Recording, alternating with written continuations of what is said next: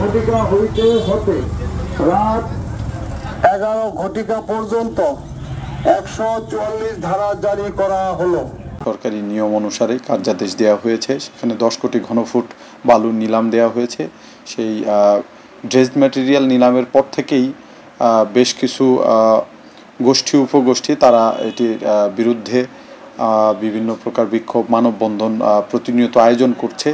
এর আগেও বেশ কয়েকটি গ্রুপ একই সময়ে আয়োজন করেছিল, কিন্তু আমরা তাদেরকে বোঝানোর পরে তারা সেটি একদিন পরাপর করেছিল, কর্মসূচি বাস্তবায়ন করেছিল।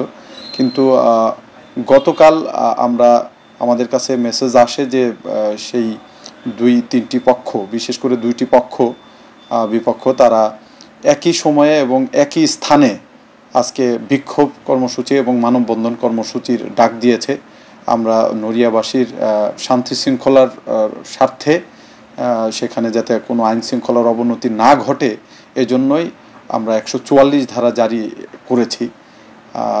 আমরা নড়িয়াবাসীর যেন কোনো প্রকার শান্তি শৃঙ্খলা অবনতি না ঘটে, এজন্যই 144 ধারা উপজেলা প্রশাসনের পক্ষ থেকে 144 ধারা জারি করা হয়েছে।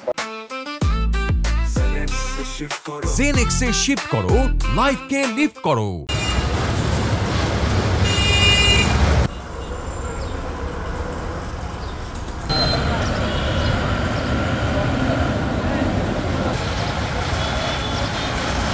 সকাল 10 ঘটিকা হইতে হতে রাত 11 ঘটিকা পর্যন্ত পৌরসভা এলাকায় আইন শৃঙ্খলা পরিস্থিতি।